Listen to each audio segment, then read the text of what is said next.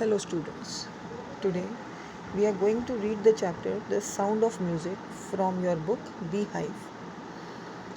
सबसे पहले तो मैं ये बताना चाहूँगी कि इस चैप्टर में हमारे पास दो पार्ट्स हैं। एक तो जैसा कि आप ये देख सकते हैं पार्ट 1 है जिसका नाम है this is the subtitle of the chapter Evelyn Glennie listens to sound without hearing it. Tempting सा लग रहा है ना पार्ट 1 का टाइटल।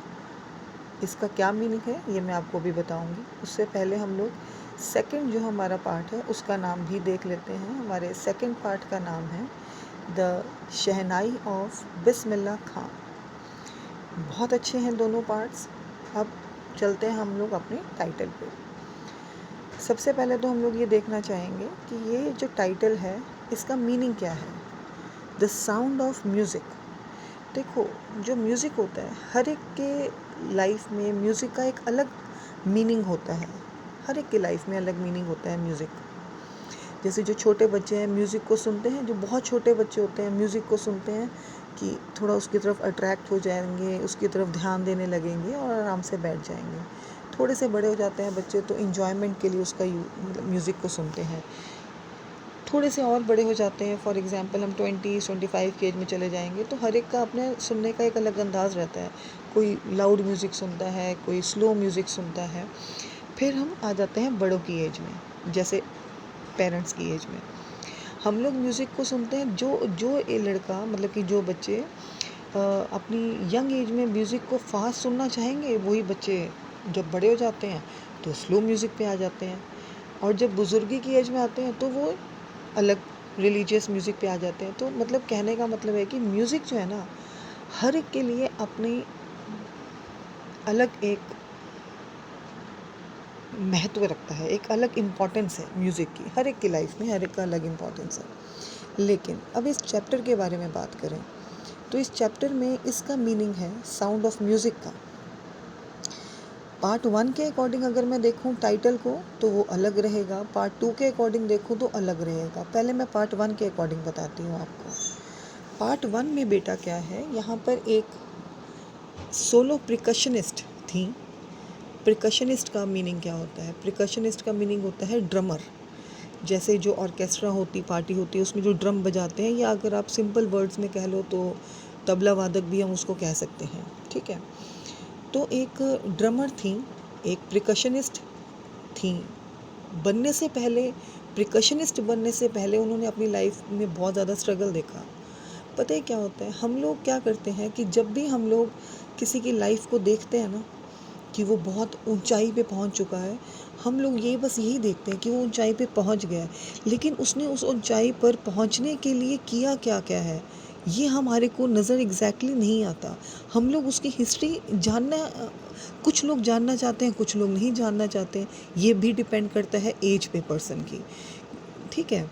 अब जो ये एवलीन ग्लैनी थी, एक प्रिकशनिस्ट, एक रिनाउंड प्रिकशनिस्ट बनने के पीछे उनका क्या क्या हिस्ट्री रही थी उनकी, वो इस पर्टिकुलर एक्सट्रैक्ट में बताया गया है।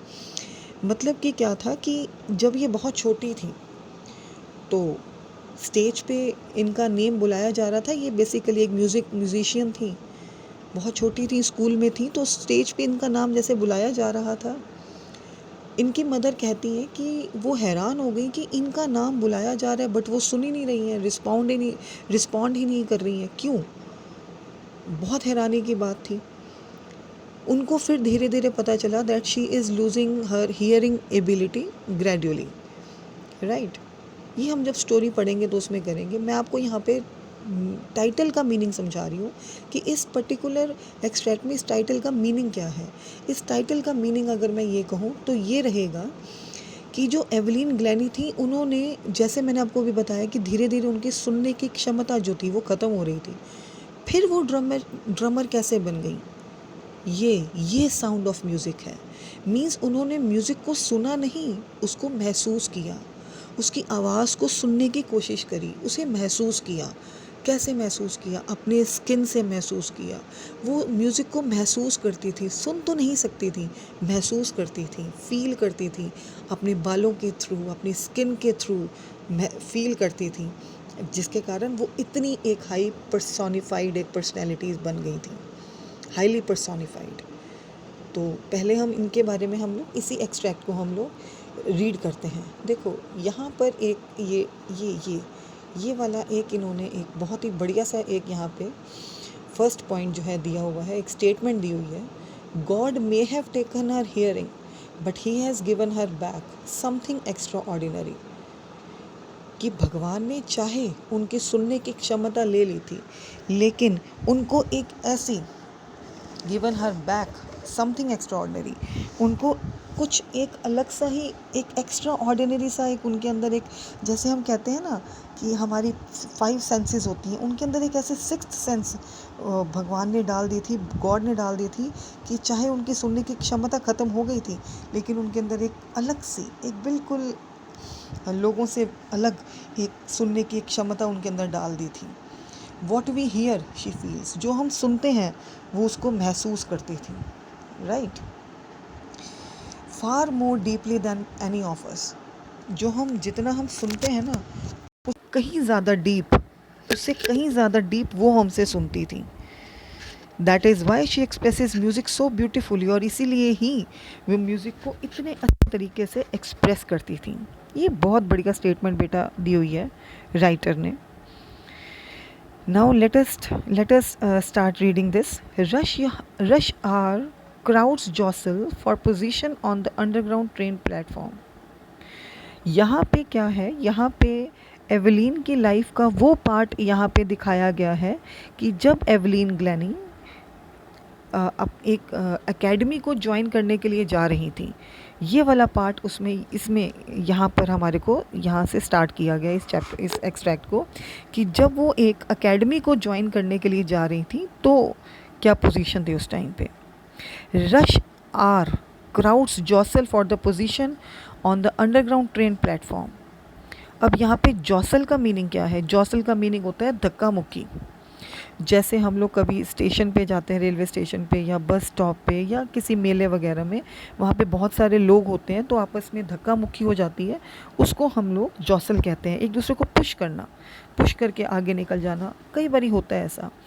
रश आर क्राउड्स कहते हैं कि वहाँ पे एक बहुत ही भीड़ थी, वहाँ पे कुछ ऐसा समय चल रहा था कि लोग भीड़ में आ रहे थे एक दूसरे को धक्का मुक्की करते हुए for position on the underground train platform.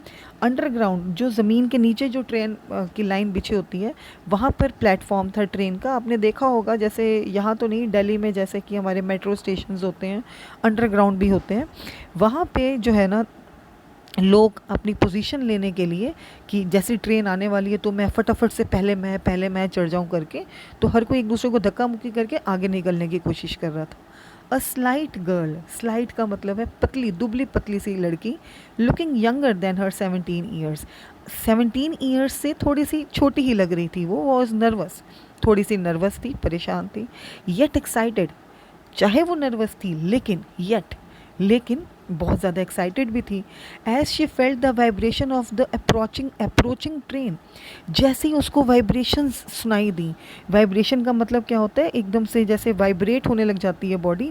जैसे आपने देखा होगा, आपने महसूस किया होगा कि जब हम लोग स्टेशन पे जाते हैं तो ट्रेन आती है तो ऐसे कंपन सी महसूस होती है ना बॉडी में, क्योंकि हमें ऐसा लगता है कि जैसे ज़मीन हिल रही है तो कंपन महसूस होती है, तो उसको भी कंपन सी महसूस हुई ट्रेन के आने की, अप्रोचिंग आने की, ट्रेन के आने की उसको कंपन महसूस हुई। It was her first day at the prestigious Royal Academy of Music in London, क्योंकि उसका ये पहला दिन था। बहुत ही रिनाउंड एक रॉयल अकेडमी थी म्यूज़िक की लंदन में, and daunting enough for any teenager fresh from a Scottish farm. Daunting, देखो यहाँ पे 2-3 वर्ड्स हैं, थोड़े से डिफ़िकल्ट आए हैं। डॉन्टिंग का मीनिंग होता है डरा हुआ, एंड टीन एजर का मीनिंग क्या होता है? टीन एजर, देखो एज होती है जो 13 से लेके 19 तक, 13 के लास्ट में आता है ना टीन, 13, 14, 15, 16, 17, 18, 19, तो ये जो टीन जिनके पीछे आता है इनको हम टीन एजर कहते हैं, राइट। तो कहते हैं कि ये जो मतलब कि जब ये म्यूज़िक एकेडमी ज्वाइन करने के लिए जा रही थी, एंड डॉन्टिंग इनफ, बहुत ज़्यादा डरी हुई थी। कोई भी टीन एजर जो फ्रेशर होगा स्कॉटिश फार्म से, मतलब कि जो स्कॉटिश उसका जो बैकग्राउंड था ना, वो स्कॉटलैंड में रहती थी, लेकिन वो फार्म एरिया, मतलब कि जैसे विलेज एरिया की लड़की थी वो। तो कोई भी यंग बच्चा जो कि फार्म एरिया से बिलोंग करता हो, उसके लिए लंदन जैसे इतने बड़े एरिया जगह में जाने के लिए थोड़ा सा तो बच्चा घबराएगा, डरेगा। बट दिस एस्पायरिंग म्यूजिशियन, अब ये एस्पायरिंग का मतलब क्या होता है, यहाँ पे देखो मीनिंग लिखा भी हुआ है, a person who wants to be a musician. Aspiring का मतलब होता है लेने वाला, होने वाला, बनने वाला। ये एक लेकिन बट दिस एस्पायरिंग म्यूजिशियन, ये जो म्यूजिशियन बनने वाली थी, faced a bigger challenge than most.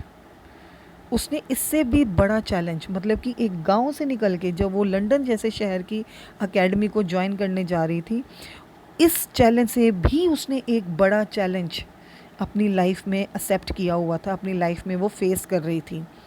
She was profoundly def, वो डेफ थी, डेफ मतलब बहरी, उसको सुनता नहीं था, राइट।